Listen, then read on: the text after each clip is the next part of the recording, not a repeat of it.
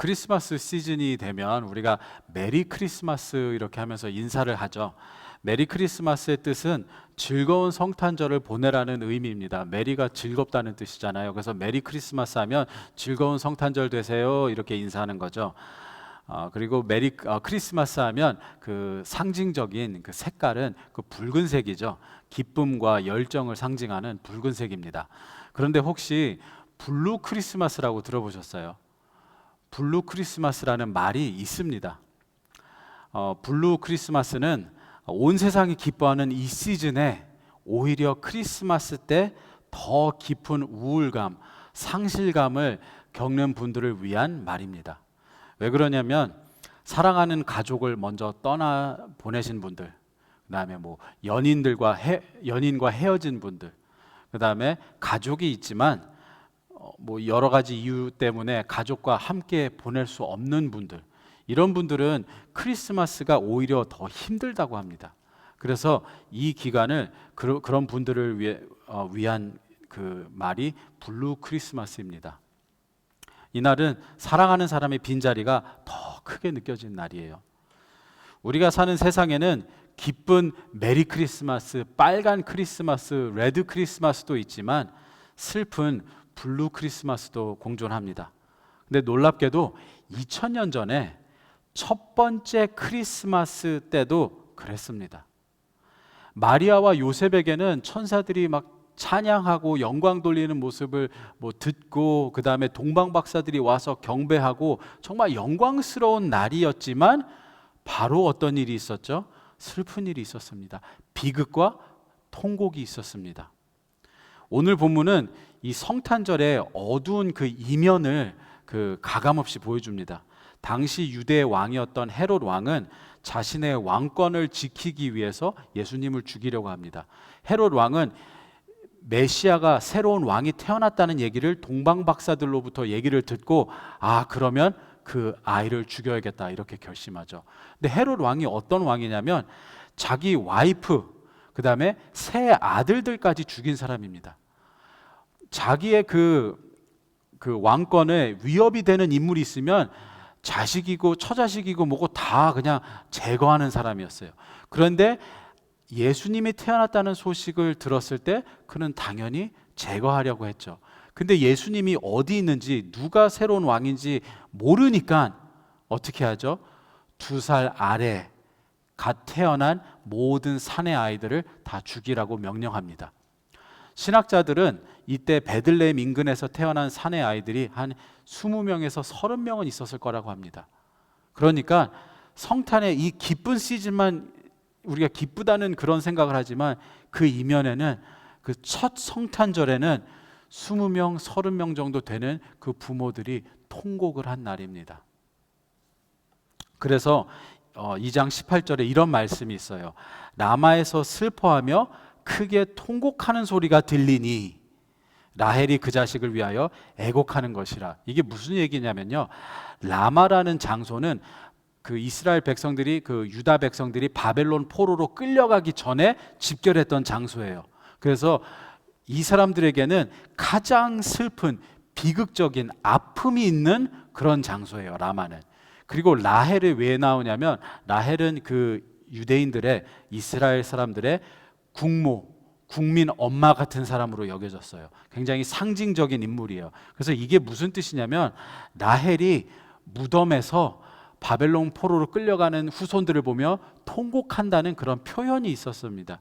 근데 그 표현이 이루어졌다는 얘기입니다. 그 표현처럼 성탄절 이때 수많은 그 엄마 아빠들이 통곡을 했다, 그 말을 그때 있었던 일을 상황을 표현한 것입니다. 그래서 첫 성탄절에는 부모들의 통곡 소리로 가득했던 비극적이고 슬픈 기간이었어요. 사실은 물론 영광스럽고 기쁜 것도 있고 기쁘다 구주 오셨네 이런 부분도 있지만 그 이면에는 이런 통곡이 있었습니다. 근데 이 살벌한 위기 속에서 요셉의 가족은 어땠을까요?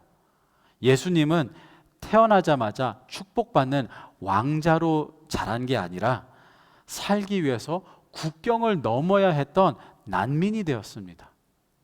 예수님이 난민이었어요. 태어나서 며칠 되자마자 며칠도 안 돼서 마리아는 산후조리도 제대로 못한 상황에서 야반 도주를 했어야 했습니다. 이집트로 가야 했어요. 근데 그들이 살던 곳에서 이집트까지, 뭐 이집트 어디로 갔는지는 모르지만 250마일에서 300마일 정도는 됩니다. 그러면 그 먼 거리를 애 낳은 지 얼마 되지 않은 산모가 그 먼 거리를 간 거예요. 그리고 예수님은 그 추운 겨울에 그 길을 가신 거예요. 피난민이 된 겁니다. 그리고 요셉의 가족이 이스라엘로 다시 돌아왔을 때는 좋은 곳으로 간 게 아니라 나사렛으로 갔다고 하는데, 나사렛은 정말 변방의 그 시골입니다. 정말 가난한 사람들이 사는 곳. 그러니까 한국에서도 뭐 서울 하면 뭐 강남이 잘 사는데, 그 다음에 좀 이렇게 변방은 잘 못 사는 데라고 말하잖아요. 그리고 이렇게 여기 매사추세츠도 보면은 어떤 동네는 좀 잘 사는 것 같고 어떤 동네는 좀 못 사는 게 보여요. 그냥 운전하면. 근데 우리 한국 사람들은 다 뭐 미국 분들도 그렇지만 우리는 다 좋은 동네에 살길 원하죠. 그런데 예수님은 어떤 동네에 사셨죠? 가장 안 좋은 동네에 정착하셨습니다. 이게 첫 번째 성탄절이었어요. 근데 오늘 성경 본문을 통해서 우리가 두 가지를 배웁니다. 근데 이게 이 두 가지가 정말 신앙생활 하는데 중요해요. 이 두 가지를 잘 소화하지를 못해서 시험 받고 우리가 신앙생활을 잘 못합니다. 첫 번째가 뭐냐면, 하나님은 우리 앞에 놓인 난관을 제거하지 않으십니다. 이해할 수는 없어요. 우리가 왜 그런지는 몰라요. 난관을 제거하지 않으시고 대신 난관을 통과할 수 있도록 인도하십니다. 우리는 의문을 갖게 돼요. 전능하신 하나님이 그냥 헤롯 왕을 심장마비로 데려가시면 끝나는 거였어요. 헤롯 왕을 데려가시면 피난민이 안 돼도 됐었고, 그 수많은 아기들의 부모들이 통곡 안 해도 됐어요. 그 어린 아이들이 태어나자마자 죽었는데 걔네들이 안 죽어도 됐어요. 헤롯 왕을 데려가셨으면. 그런데 그렇게 하지 않으세요. 헤롯 왕은 그대로 두시고 예수님이 이집트로 가도록 이를 놔두십니다.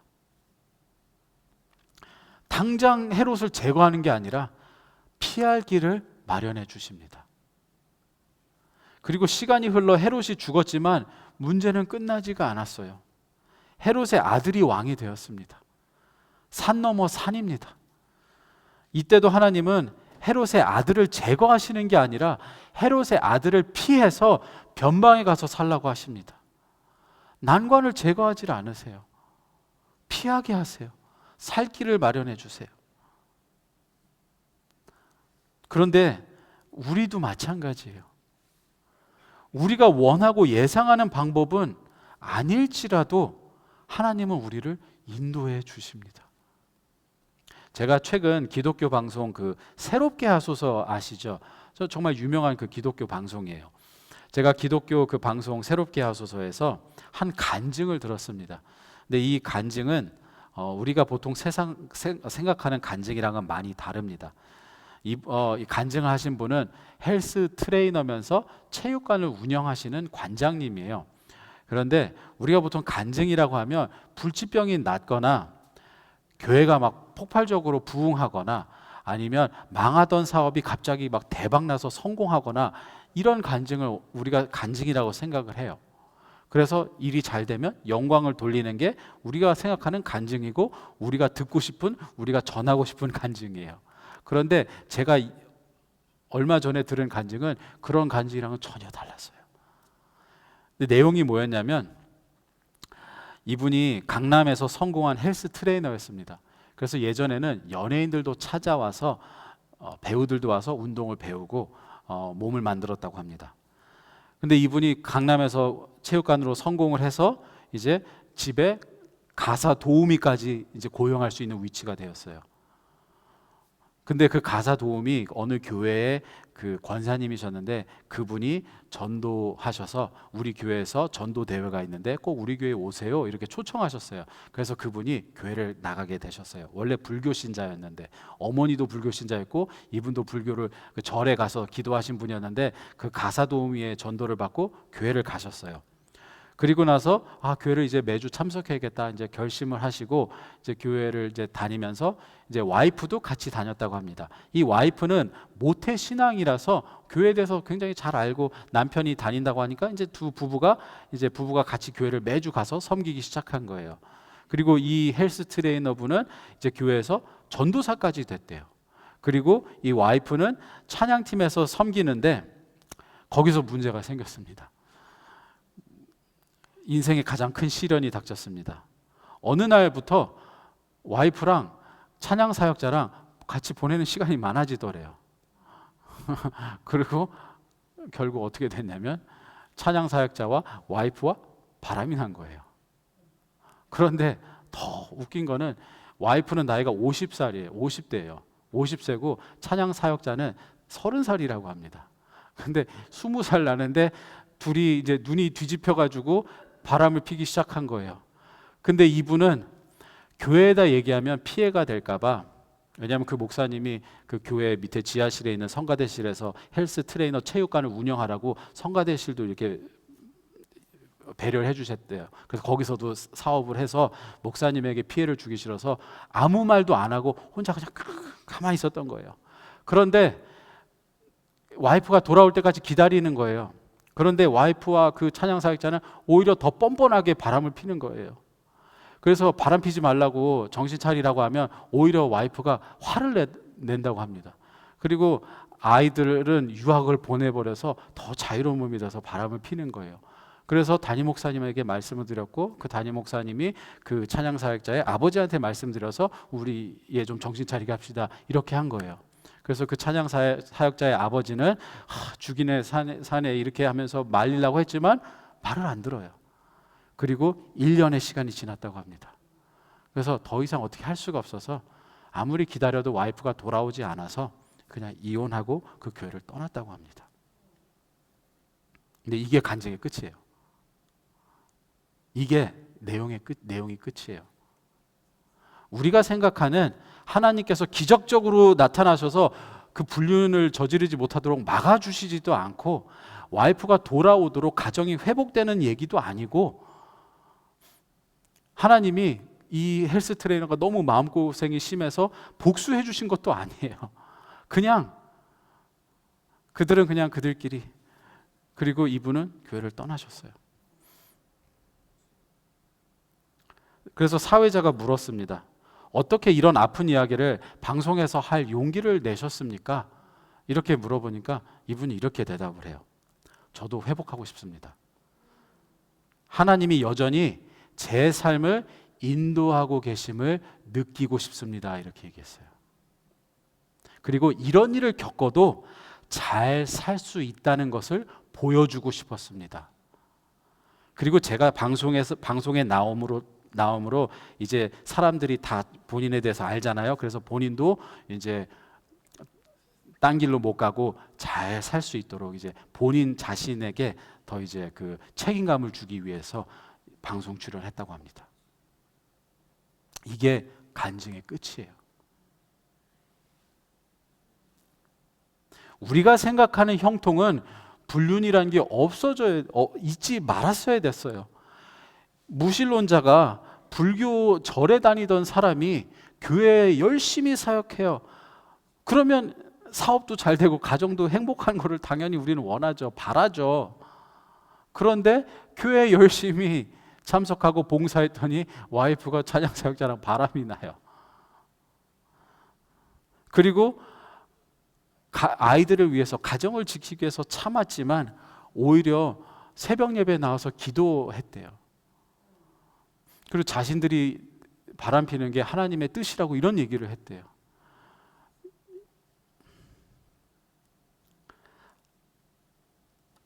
하나님은 때로 우리에게 고난과 난관을 제거하지 않으세요. 하지만 우리에게 견딜 힘을 주시고 난관과 고난을 통과할 수 있도록, 뚫고 갈 수 있도록, 피해 갈 수 있도록 인도하십니다. 그게 오늘 본문 내용이에요. 그냥 헤롯 왕을 죽이면 끝이에요. 그런데 이집트로 가라. 그 멀고 험난한 길을 가라고 하셨어요. 헤롯 왕을 죽이면 아이들이 살 수 있어요. 헤롯 왕의 아들을 죽이면 다시 고향으로 돌아가 살 수 있었어요. 그런데 그렇게 하지 않으시고 돌아가게 하십니다. 요셉과 마리아는 왜 이런 일이 일어났는지 전혀 몰랐죠. 그저 이집트로 도망가라 하니까 도망갔고 고향으로 돌아가라 하니까 돌아갔습니다. 갑자기 이집트에 가고 산후조리도 제대로 못했는데 그 먼 거리를 갔죠. 엄청 힘들었을 것입니다. 그런데 이집트에 도착해서 나중에 들었겠죠. 베들레헴에서 아이들이 학살당했다. 그 얘기를 들었을 때는 하나님께서 우리를 인도해서 우리가 살았구나. 난관을 제거하진 않으시는데 우리가 하나님을 신뢰하면 하나님의 인도하심을 경험하게 됩니다. 그리고 오늘 본문이 우리에게 주는 두 번째 메시지는 하나님은 말씀을 지키시고 이루시는 분이라는 것을 가르쳐 줍니다. 내 뜻대로 되지 않는 현실 속에서 우리는 무엇을 믿고 하나님을 믿어야 될까요? 기도해도 안 바뀌는 때가 있는데 어려운 일을 그 난관에 봉착하는데 도대체 우리는 무엇을 믿고 신앙생활을 할 수 있을까요? 그 답은 바로 하나님의 말씀입니다. 하나님의 말씀을 신뢰하는 것입니다. 왜냐하면 하나님은 약속하신 말씀은 반드시 지키시는 분이기 때문입니다. 오늘 본문의 세 가지 예언이 성취됩니다. 첫 번째는 15절에 있죠. 애굽으로부터 내 아들을 불렀다. 예수님이 이집트로 갈 것이다. 이 말씀이 호세아서에 예언되었는데 성취되었습니다. 두 번째 말씀이 라마에서 통곡하는 소리입니다. 예레미야서에 있는데 이 말씀이 예언이 성취되었습니다. 그리고 세 번째, 나사렛 사람이라 칭하리라. 이 예언도 예수님의 오심으로 성취되었습니다. 그래서 오늘 본문은 계속 얘기를 해요. 하나님은 말씀을 이루시고 성취하시고 지키시는 분이다. 이집트로 도망, 아기들의 죽음, 나사렛에서의 천대, 인간적으로 보면요 다 실패고 비극이었습니다. 그런데 성경은 이 모든 과정이 다 하나님의 말씀이 이루어지는 과정이었다고 선포합니다. 그래서 믿음이 없다면 하나님을 믿지 않는 사람들은 이렇게 얘기할 거예요. 왜 이런 과정이 필요했습니까? 그냥 오시면 되지 않나요? 왜 이런 과정이 필요했어요? 이렇게 질문할 수 있습니다. 세상 사람들은 고난을 제거해 주지도 않는 하나님을 뭐하러 믿습니까? 기도해도 바로바로 응답 안 해주는 하나님을 뭐하러 믿습니까? 이렇게 질문할 수 있습니다. 옛날에 이런 말씀을 하신 분이 있어요. 교회 가서 구원 받으세요. 이렇게 누가 전도했더니 교회 가봐야 10원 한 장도 안 나온다고 안 간다고 하신 분이 있습니다. 구원은 무슨 구원이냐. 근데 세상 사람들이 신앙생활하고 성경을 읽어보면 그렇게 얘기할 수 있어요. 무슨 구원은 구원이야. 10원 한 장도 안 나오는데, 말한 것처럼 그대로 난관이 있는데, 고난이 있는데 뭐하러 믿어? 이렇게 얘기할 수 있어요. 그런데요, 고린도전서 1장 18절에 이런 말씀이 있습니다. 십자가의 도가 멸망하는 자들에게는 미련한 것이요 구원을 받는 우리에게는 하나님의 능력이라. 난관을 제거해 주지도 않는 하나님, 고난을 없애주지도 않는 하나님을 왜 믿냐고 우리를 조롱할 수 있겠지만 그래도 우리는 하나님의 말씀을 믿습니다. 조롱하더라도 우리는 믿습니다. 사람들은 못 믿을지라도 우리는 믿습니다. 왜냐하면 하나님은 말씀을 이루시고 지키시는 분이기 때문입니다. 성경에는 6천 개, 7천 개까지 넘는 하나님의 약속이 있다고 합니다. 하나님은 다 지키셨어요. 근데 그 말씀을 붙잡고 말씀을 믿으면 하나님의 인도하심을 경험하게 됩니다. 그래서 하나님을 안 믿을 수가 없는 거예요. 왜냐하면 포기하지 않고 하나님을 믿으면, 말씀을 붙잡고 있으면 언젠가는 하나님의 때에 우리가 하나님의 인도하심을 경험하게 됩니다. 그래서 그 기회를, 그 영광스러운 기회를 놓치지 않기 위해서, 믿는 사람들은 그 기회를 놓치지 않기 위해서 끝까지 붙잡습니다. 처음에는 힘들지만 한 번 하나님의 신실하심을 경험하면 하나님이 신실하신 분이구나 하고 믿게 됩니다. 그런데 하나님의 신실하심을 여러 번 경험하면 나의 뜻보다 하나님의 뜻이 더 좋은 것이겠지, 하나님을 믿어보자는 자연스럽게 믿음이 생깁니다. 왜냐하면 한 번 경험하면 알게 돼요. 하나님은 다 뜻이 있으셨구나. 한 번 경험하면 하나님이 얼마나 신실하시고 다 이유가 있어서 이런 일들이 있었구나, 나중에는 메이크 센스 하는 날이 옵니다. 마리아와 요셉이 그랬어요. 왜 야반 도주해야 되는지 몰랐지만 가보니 여기 와서 우리가 살았구나. 그리고 나사렛에 갔을 때는 왜 이렇게 변방의 도시에 가서 살아야 했는지 모르지만 이것이 예수님이 성장하시기에 가장 좋은 보금자리였구나, 나중엔 알았습니다. 제가 예전에 말씀드렸는지 안 드렸는지 모르겠어요. 아마 말씀을 드렸어도 아마 잊어버리셨을 거예요. 왜냐하면 성도님들 대부분이 여기 이 문을 나가시자마자 제가 말씀드린 거 다 잊어버리실 거예요. 아마 제가 그래서 말씀드렸는데 다시 한번 말씀드리겠습니다. 아직도 저는 기억해요. 한 14, 15년 정도 됐어요. 제가 그때 교제하던 친구랑 헤어져서 막 슬퍼하고 있을 때예요. 그래서 운전하면서 제가 엉엉 울었어요. 너무 슬퍼서, 서러워서. 교제하는 친구가 자기는 사모되고 싶지 않다, 절대 할 수 없다, 나랑 결혼하려면 목사 되지 말아라, 그래서 어쩔 수 없이 헤어졌어요. 그래서 엉엉 서럽게 울고 있는데 갑자기 하나님의 음성이 들렸어요. 뚝, 이 음성이 들렸어요. 운전하고 있는데 그만 울어라, 이렇게 하셨어요, 하나님이. 그래서 운전하다가 깜짝 놀랐어요. 하나님의 음성이 이렇게 귀로 들릴 때가 많이 없거든요.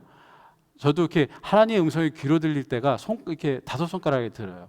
근데 갑자기 뚝, 그만 울어라 하셨어요. 근데 그만 울어라 하시고 내가 좋은 사람을 보내줄게 하셨어요. 그리고 한 3, 4년 후에 와이프랑 결혼했어요. 근데 제가 나중에 결혼하고 나서 어디를 가나 사람들이 어떻게 그런 와이프를 만났냐고 물어봅니다. 그래서 저는 그게 칭찬으로 안 들려요, 솔직히. 왜 그러냐면 그 말씀의 뉘앙스는 이런 메시지가 있어요. 너 같은 사람이 어떻게 항상 이런 뉘앙스가 있기 때문에. 그래서 예전에 어떤 분은 이런 말씀도 하셨어요. 아이고, 우리 사모님이 진 목사를 만나서 인생 망쳤다, 이런 말씀하신 분도 있어요. 근데 저는 그런 말씀을 들을 때마다 가끔씩 그때 하나님께서 저에게 말씀하신 게 기억이 나요. 좋은 사람 보내줄게 하셨는데 하나님께서 그 말씀을, 약속을 지키셨어요. 그런데 그때 제가 운전하면서 막 울고 슬퍼했는데 그때 슬픔과 고통이 없어졌을까요? 안 없어졌어요. 그대로 저는 힘들었어요. 삶이 힘들었어요. 내가 왜 목사를 하겠다고 내가 이러고 살아야 되나. 하나님도 원망스러웠고 저를 떠난 사람도 원망스러웠고 인생이 싫었어요. 그 순간이 하루 이틀 간 게 아니에요. 몇 년이 갔어요. 결혼하기 전까지. 이게 하나님이 인도하시는 방법이에요. 난관이 있고 고난은 항상 있습니다. 크리스마스 때 이런 일을 겪었어요, 요셉과 마리아가. 근데 하나님은 난관이 있고 고난이 있지만 말씀으로 우리를 붙잡으십니다. 나를 믿어라, 나를 믿어라, 나를 믿어라. 그러면 우리는 하루하루 견디는 것입니다. 우리가 대단한 믿음을 소유한 사람이 아니에요. 그냥 오늘 하루 하나님 믿자, 오늘 하루 더 믿자, 오늘 하루 기도하자, 오늘 하루 말씀을 읽자, 이렇게 하루하루 지나다 보면 그 고난과 그 난관이 덜 힘들게 느껴지고 하나님의 은혜를 받고 이렇게 살다 보면 언젠가 하나님이 응답해 주십니다. 그런데 하나님을 붙들지 못하면 그 기도 응답을 못 받아요. 그래서 한 번이라도 하나님을 신뢰하고 응답 받은 사람은 포기하지 못하는 거예요. 아니야, 곧 될 거야. 하나님이 도와주실 거야. 좀만 더 참아야지. 좀만 더 참아야지. 그러면서 우리가 같이 교제하고 속회를 통해서 떡국 윷놀이를 통해서 교제하고 고난과 난관 이런 어려운 것들을 잠시 잊고 또 예배를 드리면서 힘든 거를 잠시 잊고 하루하루 살아가는 게 신앙생활입니다. 하루하루 살아가는 게 어떻게 살아가냐? 예수님의 손을 붙잡고 가는 거예요. 절대 한 번 기도했다고 되질 않아요. 그랬으면 모두가 다 기독교인 됐어요. 안 믿는 이유가 하나님의 신실하심을 못 믿어서 그래요. 분명히 하나님은 말씀하셨습니다. 분명히 말씀하셨어요. 내가 지킨다, 약속한다. 그것을 붙들고 가는 것입니다. 그래서 성도님들도 지금 어떤 난관이나 고난이나 어려운 거를 겪고 계시다면 끝까지 주님을 믿고 기도하고 말씀 읽고 묵상하며 하루하루를 살아내시기를 주님의 이름으로 축원합니다. 그럼 우리 같이